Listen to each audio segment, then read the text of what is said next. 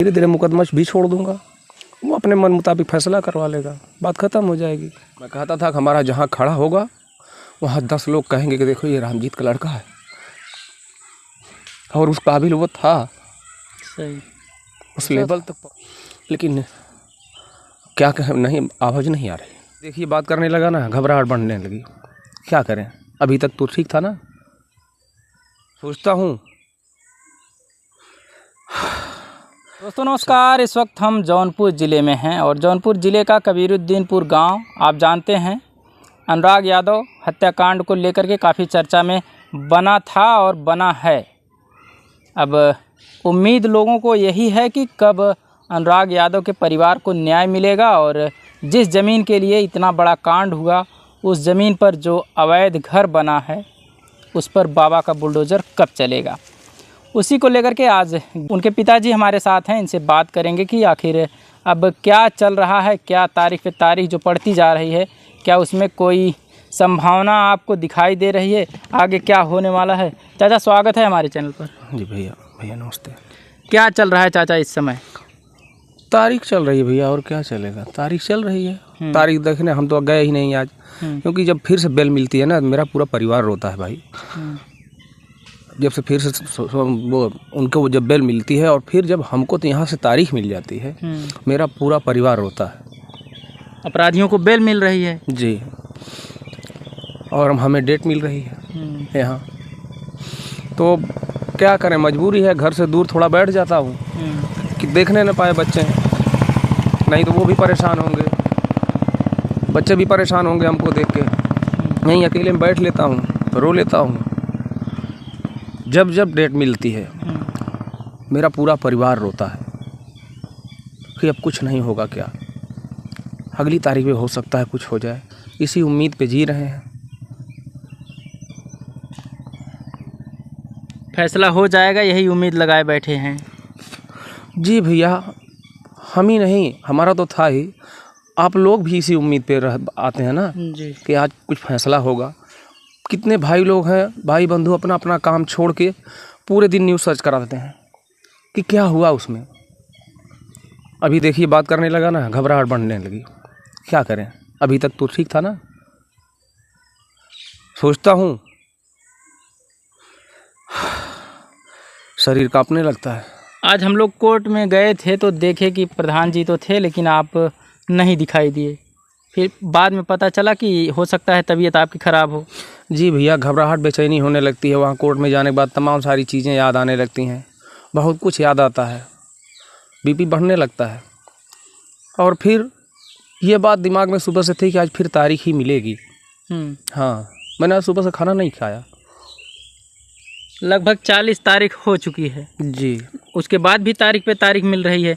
इसमें कमी किसकी लग रही है? भैया मैं कौन होता हूँ किसी में कमी निकालने वाला। मैं कहाँ कमी निकाल पाऊँगा किसकी। सही। वो लोग पढ़े लिखे सभ्य लोग हैं, क्यों डेट दे रहे हैं ये वही लोग जाने। हम तो निवेदन करते हैं बस, कमी क्या निकालेंगे। कमी तो जो मेरी ज़िंदगी में हो गई कभी पूरा नहीं होगी, तो हम दूसरे में कमी क्या ढूंढें, क्या करेंगे कमियां ढूंढ के सबकी। आप देख सकते हैं बात करने से आंसू छलक जाते हैं। पिता ही जानता है पुत्र की जो पालन और उसकी देख रेख में कितना इन्होंने परिश्रम किया और उसकी देख रेख परवरिश करके इन्होंने उस लायक बना दिया था कि जो गरीबी है आज, ये गरीबी हमारी दूर हो जाएगी। हमारा बच्चा इंटरनेशनल लेवल पे खेलेगा और देश का नाम करेगा और साथ में जो गरीबी है ये दूर होगी। लेकिन आज ये हालात हैं इनके कि इनके आंसू चल रहे हैं, और हालात कोई और नहीं इनके पड़ोस के ही लोगों ने दिया है, जिन्होंने दिन दहाड़े सुबह का समय था और बच्चा किसी काम से निकला और तुरंत उसका तलवार से गला काट दिया गया। सारे सबूत होने के बावजूद भी योगी सरकार के जो दावे हैं फेल कर रहे हैं इनके अधिकारी लोग। बात सिर्फ पैसे की नहीं थी भैया, गरीबी दूर हो जाएगी। सब लोग कहते थे कि अरे एक ही लड़का है। हमने कहा यार हमारा एक ही है ना, तो उसको ऐसा बनाऊंगा कि लोग देखेंगे कि हाँ रामजीत ने अपने बच्चे की परवरिश की है। सिर्फ गरीबी की बात नहीं थी, मैं कहता था कि हमारा जहाँ खड़ा होगा वहाँ 10 लोग कहेंगे कि देखो ये रामजीत का लड़का है, और उस काबिल वो था, सही। उस लेवल तक पहुँचा था, लेकिन क्या कहें, नहीं, आवाज़ नहीं आ रही। ज़मीनी विवाद, राजस्व टीम पर बार बार आरोप लगते हैं।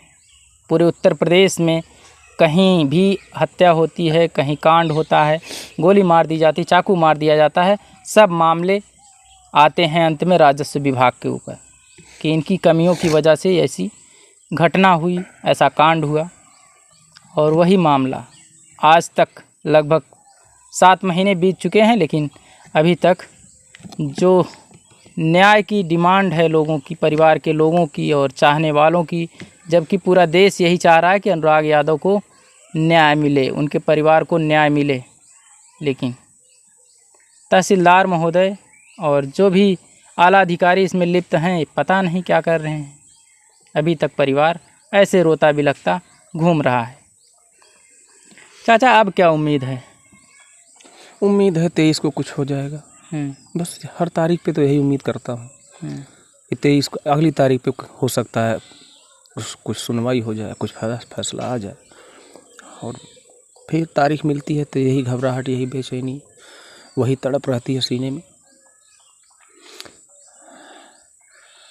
वही तड़प रहती है हमेशा सीने में। क्या सर वहाँ पे लेखपाल या लोग कुछ आए नहीं नापने अपने कुछ? नहीं, कोई नहीं आया। अभी तो 2 तारीख को जब 2 जून को डेट पड़ी थी, उसमें बताया गया था कि जाने वाली है टीम, इसका स्थलीय निरीक्षण करेगी, उसके बाद फैसला हो जाएगा जो होना होगा। कोई नहीं आया बाबू, कोई नहीं आएगा, सब ऐसे चलते रहेगा, धीरे धीरे लोग भूल जाएंगे कि कोई रामजीत था, कोई अनुराग था, और 7 महीने में सूख के कांटा हो गए हैं। वो दर्द नहीं समझ में आ रहा है उन लोगों को, तो क्या करूं मैं, और अब कुछ कर भी नहीं सकता, इनकम का कोई जरिया नहीं है। हालात यहाँ तक आ जाते हैं कि पेट्रोल डालने के पैसे नहीं रहते। बहुत लोगों ने बहुत हवा उड़ाया कि इतना लाख मिल गया, उतना लाख मिल गया, 25 लाख मिला, 50 लाख मिला। जो धरातल पे था आप सब लोगों ने देखा था, और अभी कुछ भी नहीं बचा है। यहाँ से हाई कोर्ट तक देखने में, दीवानी से फिर हाई कोर्ट देखने में जी। कलेक्ट्रेट में तो हमारे वकील बंधु जो हैं, पूरा ग्रुप ही है जी, वो मुझसे पैसे नहीं लेते, और जब मेरे पास कुछ रहता है तो ज़बरदस्ती जेब में डाल देता हूँ तो वापस कर देते हैं, कहते हैं नहीं चाचा आप जाओ। लेकिन और जगह तो भैया सब ऐसे थोड़ा मिलेंगे, और जगह तो देना ही पड़ता है ना। हाई कोर्ट के वकीलों की फीस देख लीजिए। सही। तो उसको पता था कि ये हमारा कुछ कर पाएगा नहीं, धीरे धीरे मुकदमा भी छोड़ दूंगा, वो अपने मन मुताबिक फैसला करवा लेगा, बात ख़त्म हो जाएगी।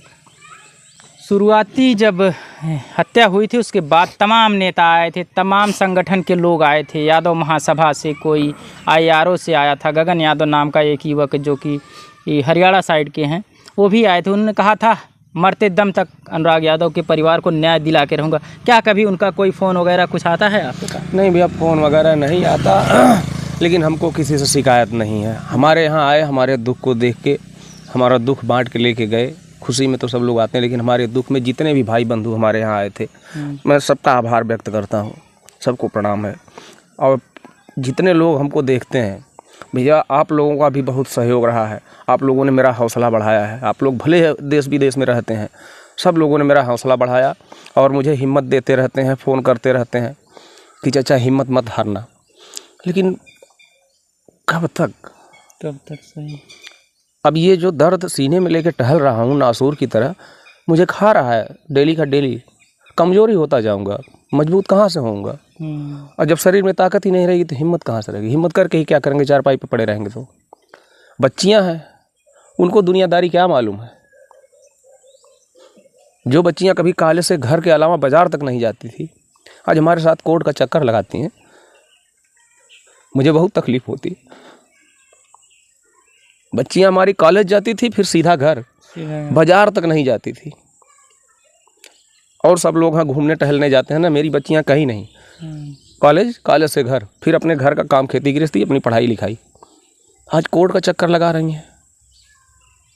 मिला क्या मुझे अब और मेरे पास बचा क्या यार? कुछ भी तो नहीं बचा। बस भैया नहीं बोल पाऊंगा यार।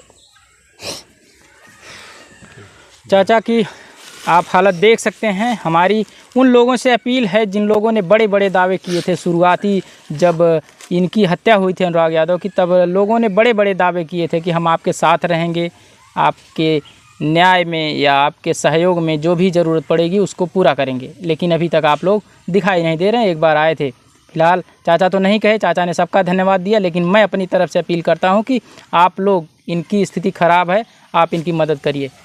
बहुत बहुत धन्यवाद।